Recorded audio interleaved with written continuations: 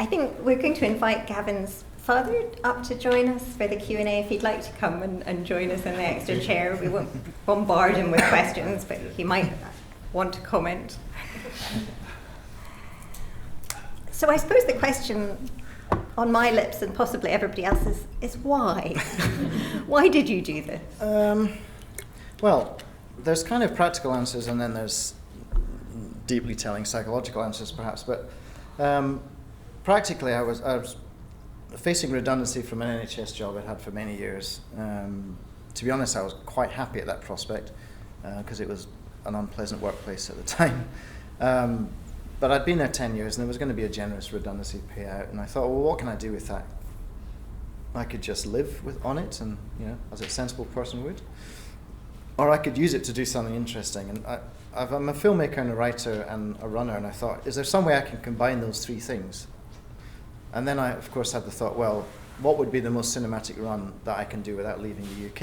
And then I thought, well, I could do all of it. So that's really the sort of partly the practical reason. The other way of answering that would be to say that I was at a time in my life where I needed to do something dramatic. I was just feeling a bit bored. Everything was feeling a bit mundane, and I needed to liven things up a bit. And as you saw, perhaps a bit too much at times. Ian, what did you think when he announced this project? Well, it came as a bit of a surprise at first, but knowing Gavin as I do, I wasn't really too surprised. It's the kind of thing that Gavin would do out of the blue. And I knew that he had the obstinacy and stubbornness to perhaps complete the task. So I was all for it, really. I thought that was a great idea. Did you enjoy it on balance? I mean, you must have had some very hairy moments. Yeah, it was great, and I really did enjoy it. I would do it again.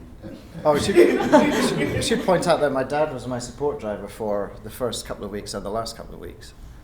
Yeah, it was a great adventure for me at my age to follow Gavin. I was there for half the time. I was there at the beginning, I was there at the end, and a bit in the middle. And it was great fun. I had to learn how to use the camera. I had to learn how to use a quadcopter, which was very frightening at first until I got the hang of it. But I just loved the challenge of it, and enjoyed the whole thing. That's wonderful. It seems like it was a bonding experience, quite apart from anything else. It else. was, and we did bond, and apart from the time when I sent a text home to Kath, which I wish I hadn't done, saying he's the most difficult person to live with, and other things, which I regret now, but. We forgive you in advance. Yeah. And Gavin, you say at the end, at the end of the book, life lessons from the long run. But I'm interested both in what you learned kind of as a runner, as an athlete, and more generally, what you learned about Britain just through running the length of it, because this is a very kind of extraordinary political moment, I suppose. For a Scot living in London, the country in some ways feels quite divided. Did you feel it was all of a piece? Did it feel like one country? Did it feel like you passed a boundary in the middle somewhere? The thing that I found, which shouldn't have been a surprise, is that most people, for the most part, people are helpful. People are generous. They'll open gates for you. They'll give you directions. They'll spend time, telling you where to go for a meal. They'll keep their restaurants open when they should have closed, half an hour ago.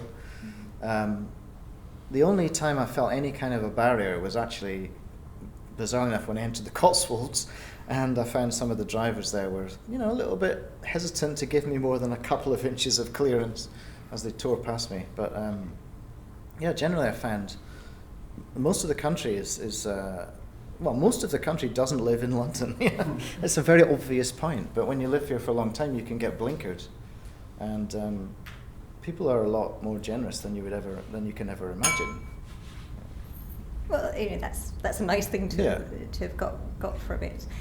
And I was struck that you did a few interviews with people as you were running, and I was struck by one of the things that one of your companions said. He said about ultra running, because ultra running is really becoming a thing, and he said it's as if everybody, the whole nation, is going through some kind of midlife crisis. That everybody has to find some way of going further, and do you feel that? Do you feel we're all going through a midlife crisis in some way, or is there another explanation for the great burgeoning of ultra running right now? Well, I think long distance running has become increasingly popular because it's something you can do when you're time pressured, when you're at any age, without any real equipment. You just need a pair of shoes and something to wear. And it's very easy to get into, and as I say, it's not. You can decide what level of competition you want to assign to it. And I think marathon running has become more and more a universal thing that everyone knows at least one or two friends and family who have done marathons. There's probably a couple of people here who've run marathons, but once you've done a few of them, you sort of think, well, can I do more? It's just that there's kind of an inherent thing in us to think, well, what would it be like if I kept running? And I don't know, I just think, maybe there is a thing of, we're not allowed to grow old. We're not really allowed to sort of just gracefully kind of let go. So we all try and stay as young as we can for as long as we can, and running is a very good way to do that.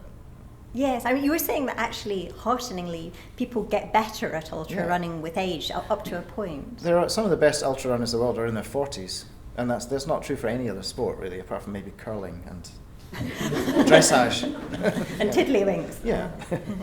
Yes, no, that is heartening. Does anybody have a question that they'd like to pose from the floor? We're very happy to chat amongst ourselves, but I don't want to exclude anybody who would like to ask something. Gentleman in the back. What sort of training did you do?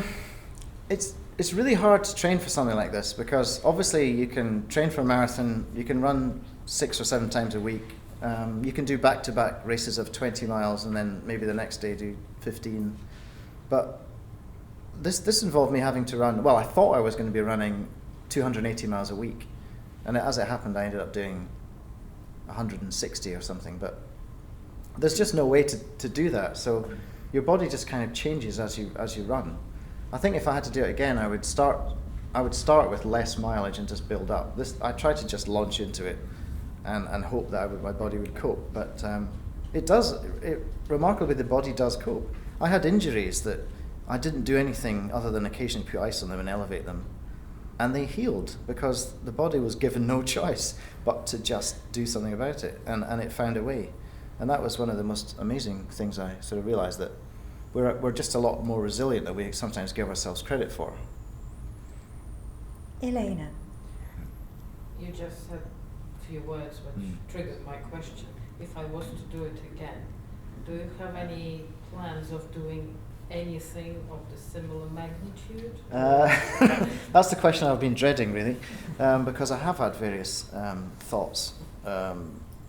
One of the most amazing trails in America is the Appalachian Trail, but that's 2,300 miles long, and there are bears, so so that might be in the future somewhere. Another one slightly closer to home, I thought I might run the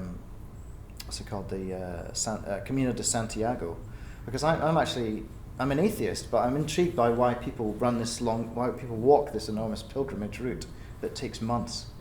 And it goes through France. Well, there are different routes from different parts of Europe, but it goes through France and into Spain.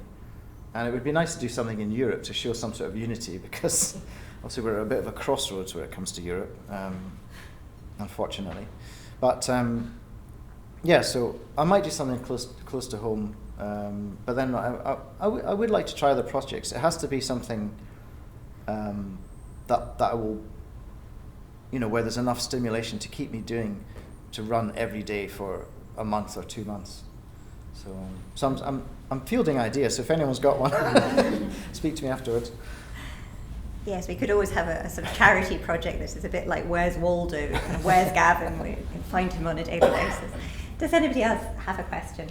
You've seen the low points on the video. What would you say the highest point for your trip was?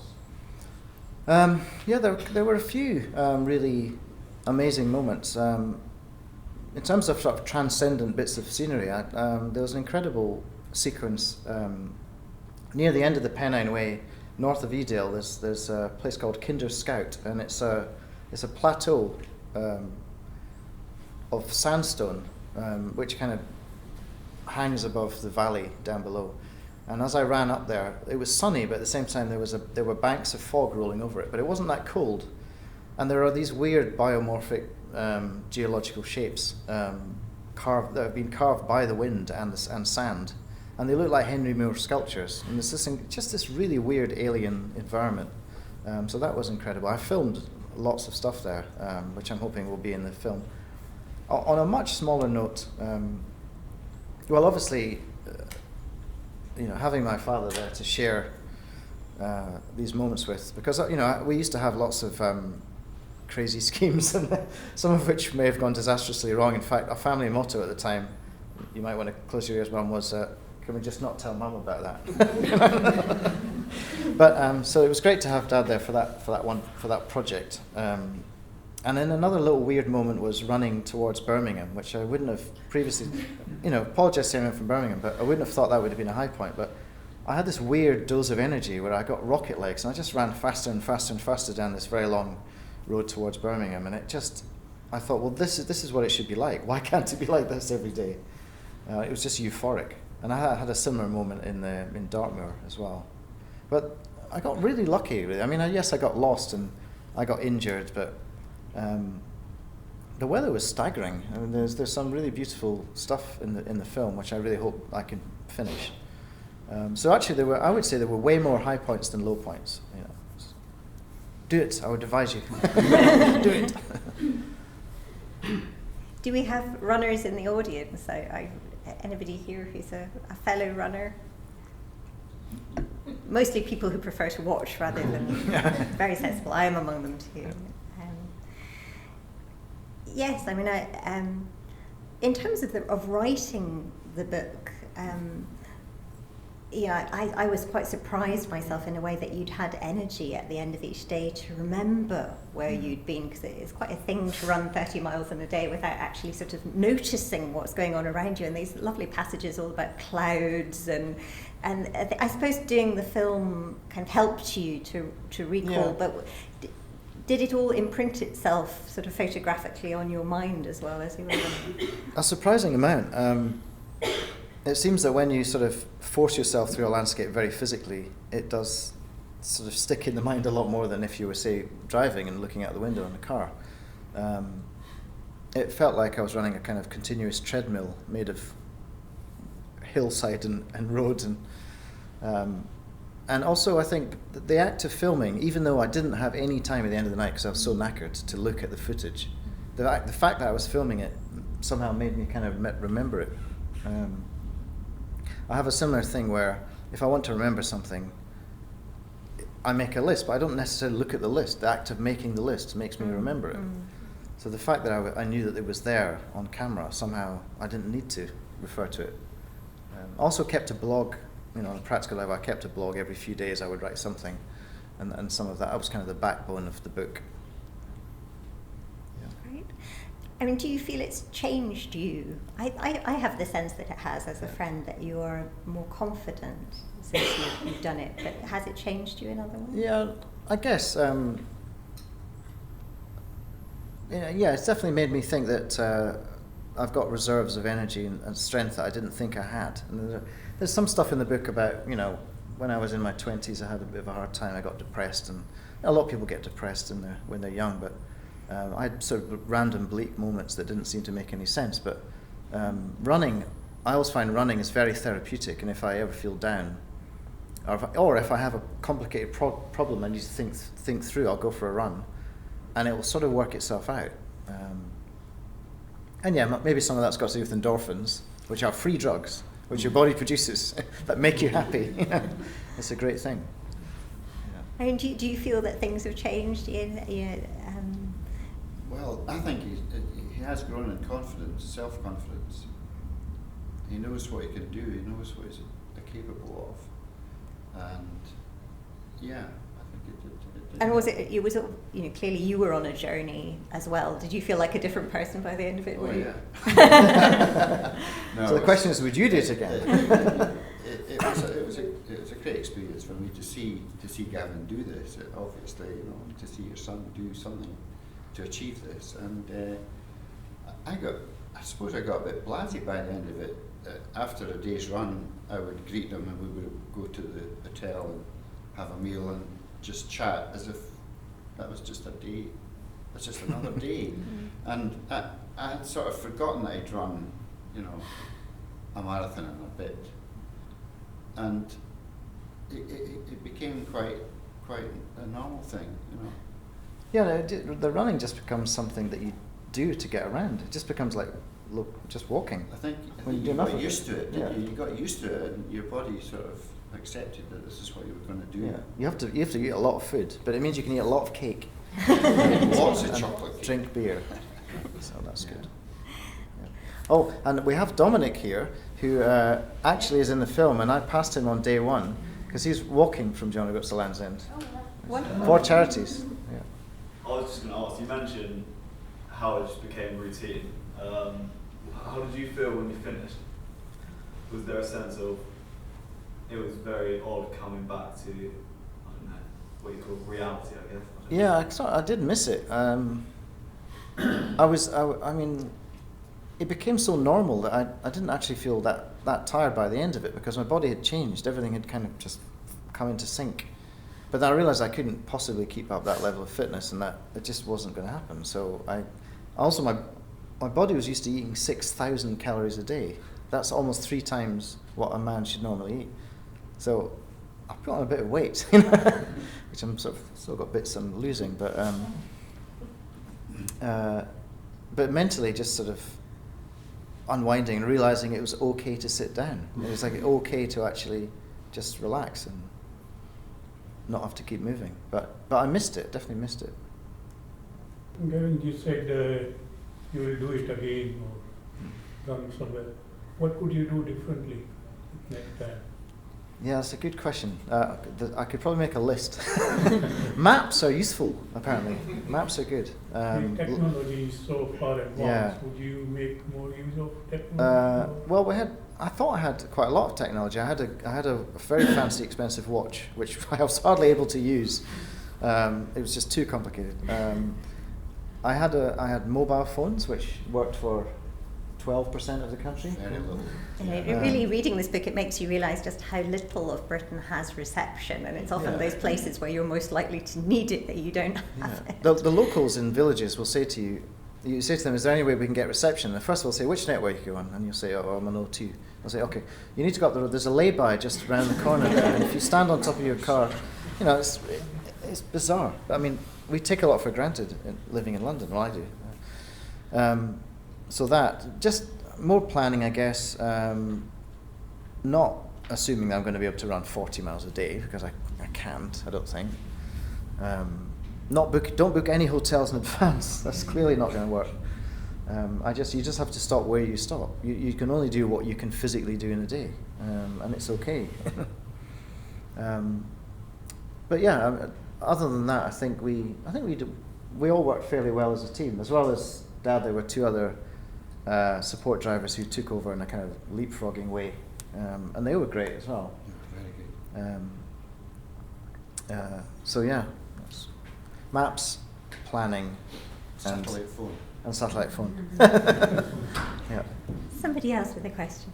You said about having support drivers. Did you mainly run on your own during the day and then see people at the kind of beginning and end of the day, or did you ever have company while you were running? Well, actually, there were 3 other ultra runners that joined me, just for like half a day each time, and that was really nice. And made a nice change to have someone to chat to, especially because they knew the kind of craziness that I was about. But for most of it, I was by myself. I would meet up with the support car sort of roughly every 10 miles or so. But also, I would see Dad sort of setting up a shot, with this camera, the far one, by the side of the road, and it was just nice to, even though I was running by myself, the fact that there was someone else there, somewhere ahead waiting for me, with a warm car and a Mars bar or something, that really helped. But yeah, you do have to kind of like your own company or be able to cope with being alone for a long period of time. Anybody else who'd like to ask a question? Oh, Can I just ask, when you were in the water and you hadn't, presumably you said you were going to hold your stuff up, were you swimming or walking or a mixture of the two?